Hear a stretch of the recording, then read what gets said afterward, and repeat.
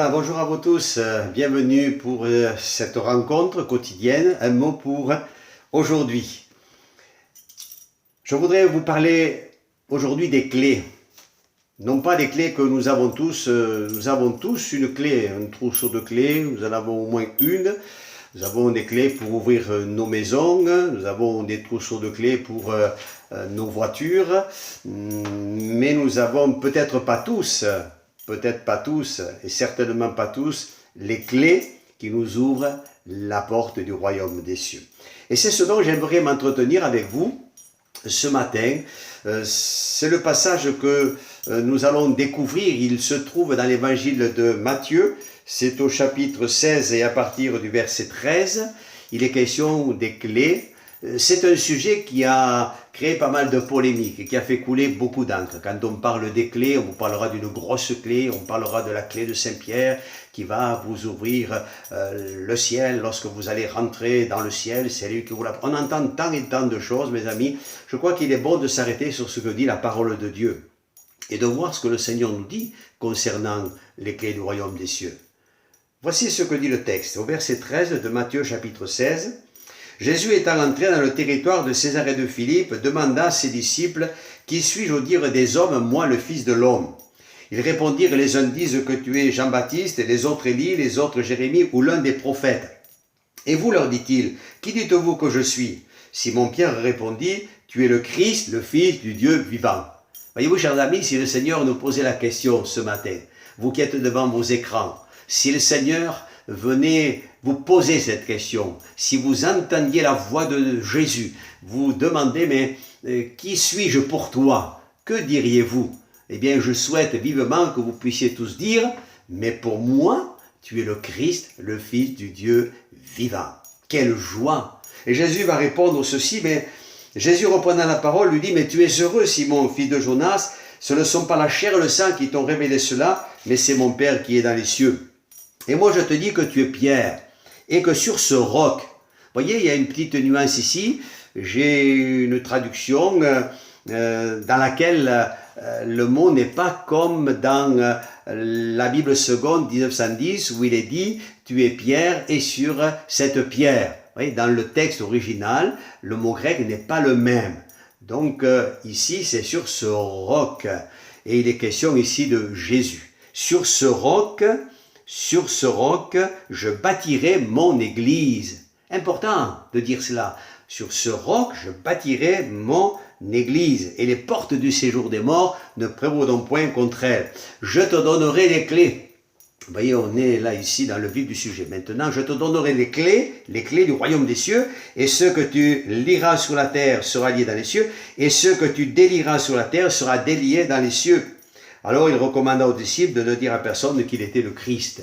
On est surpris ici, en terminant la lecture, mais voyez, Jésus, son heure n'est pas encore venue. Et c'est pour cela qu'il va dire à ses disciples, parce qu'on a essayé de l'arrêter, on a voulu l'empêcher, n'est-ce pas, de parler du royaume des cieux, d'annoncer la parole. Ça perturbait tous les chrétiens donc de l'époque, les pharisiens, surtout ils ne connaissaient pas ces choses et ils disaient mais ces gens parlant des chrétiens qui vont témoigner par la suite, ils nous causent du trouble, ils parlent de choses qu'on ne connaît pas, que nous on ne pratique pas, etc. Et peut-être certains pourraient le dire aujourd'hui, parce que je disais c'est un sujet qui a fait couler beaucoup d'encre. Mes amis, les clés du royaume des cieux, nous les avons ici dans le passage. Jésus le dira à Pierre, je te donnerai les clés. Quelles sont-elles ces clés? Quand on regarde dans la parole de Dieu, l'apôtre Pierre, le jour de la Pentecôte, a prêché l'évangile et il a annoncé Jésus, le Fils de Dieu, mort sur la croix pour le pardon de nos péchés, ressuscité, un Christ qui est tout puissant. Ça, c'est le message que l'apôtre Pierre a annoncé. Il a parlé de la repentance. Nous allons le voir, c'est aussi peut-être une clé pour nous ce matin. Il a dit, mais repentez-vous et soyez baptisés au nom de Jésus-Christ et vous recevrez le don du Saint-Esprit. La promesse est pour tous. Que Dieu soit béni. Ce n'est pas mon sujet ce matin, mais quand même c'est bon, mes amis, de le souligner. Et je crois que la première des clés, c'est la prédication de la croix. Il y a un passage dans le livre du prophète Ésaïe, je vais vous le lire, c'est au chapitre 22 et au verset 22, il est écrit ceci. « Je mettrai sur son épaule la clé de la maison de David. Quand il ouvrira, nul ne fermera, et quand il fermera, nul n'ouvrira. » Ça ne vous fait pas penser à quelque chose, à un événement? Je mettrai sur son épaule la clé de la maison de David. L'Apocalypse nous parle aussi de celui qui détient les clés. Et la clé sur son épaule nous fait penser à ce moment qui fut terrible pour le Seigneur, lorsque, venant sur cette terre, mourir à notre place, parce que c'est là la venue de Jésus, c'est le but de sa venue. Il est venu pour sauver, pour pardonner, pour que nous soyons réconciliés avec le Père, pour que la porte du ciel nous soit ouverte. Et sur son épaule, nous le lisons dans les évangiles, Jésus va gravir le calvaire, il va être courbé sous le poids de la croix. Voyez-vous mes amis, la croix, c'est la première des clés. Oui, Pierre a prêché à la Pentecôte, et tous ceux qui aujourd'hui ont reçu le Christ dans leur cœur détiennent cette clé. Philippe l'évangéliste a utilisé cette clé lorsqu'il a prêché la parole de Dieu aux Samaritains. Il leur a permis de voir la porte du ciel s'ouvrir. Et aujourd'hui, tous ceux qui ont reçu le message du Christ et qui ont foi, ça aussi, c'est encore une autre clé, mes amis. Ils ont foi dans les promesses du Seigneur. Ils ont foi dans tout ce que Dieu nous a révélé dans sa parole. Et puis ce message, nous le détenons. Il ne nous appartient pas, ce message. Mais ce message, il est pour tous. Tous ceux qui le reçoivent peuvent ensuite le délivrer. Et peut-être vous qui regardez ce matin, eh bien ce court message, peut-être que vous aimeriez avoir aussi ces clés, tout simplement, eh bien, acceptez le Christ dans votre vie. Comprenez l'amour de Dieu qui a été manifesté en Jésus-Christ sur la croix. Quand vous lisez dans l'épître de Paul aux Éphésiens, il est parlé de la hauteur, de la largeur, de la profondeur, de l'amour de Dieu. Mes amis, Dieu vous aime.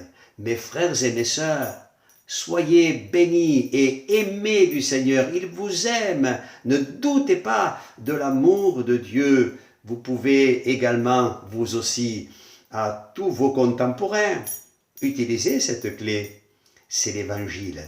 L'Évangile, l'apôtre Paul dira, c'est une puissance de Dieu pour le salut de quiconque croit. Que Dieu soit béni.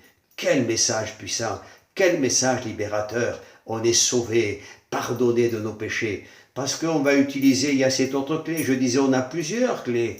Il y a la prédication de la croix, mais il y a aussi cette notion de foi, on le souligne. Il y a la repentance et il y a l'obéissance à la parole de Dieu. Et puis il est écrit, et ce sera ma conclusion ce matin, ce que tu liras sur la terre sera lié dans le ciel et ce que tu délieras sera délié dans le ciel. Ça, c'est ce que le Christ a accompli pour nous. L'Évangile va nous donner aussi cette autorité dans le nom de Jésus-Christ. Ce n'est pas une parole d'homme, mais c'est la parole de Dieu. Voyez l'Église de Jésus-Christ, aujourd'hui, elle est fondée aussi sur le fait qu'il y a des hommes et des femmes qui acceptent le Christ et qui, pour parler de Pierre encore, là deviennent, non pas, bien sûr, on peut souligner le témoignage de l'apôtre Pierre, mais nous devenons, nous en Christ, des pierres, mais des pierres vivantes, que Dieu soit béni, qui sont dans l'édifice du Christ. C'est ça, cette déclaration finalement, c'est ce qui nous permet aussi de voir la porte s'ouvrir. Dieu soit béni, tu es le Christ, le Fils du Dieu vivant. Amen. Que le Seigneur vous bénisse, chers amis, et puissiez-vous utiliser ces clés dans votre entourage et réaliser ce matin que dans le Seigneur, mes amis, parce que ce sont des paroles de Dieu. Je disais, une église n'est pas fondée, bâtie sur un homme, quel qu'il soit, mais sur la personne de Jésus-Christ et sur l'œuvre du Seigneur. Vous faites partie de cette église maintenant, alors soyez des témoins et remportez des victoires lorsque le message va être délivré, lorsque les autres, vos contemporains, vos amis, vos parents, vos frères vont le recevoir, eh bien ils recevront aussi également cette bénédiction de la part du Seigneur. Que Dieu vous bénisse, je vous souhaite une bonne journée, je vous dis à très bientôt. Au revoir.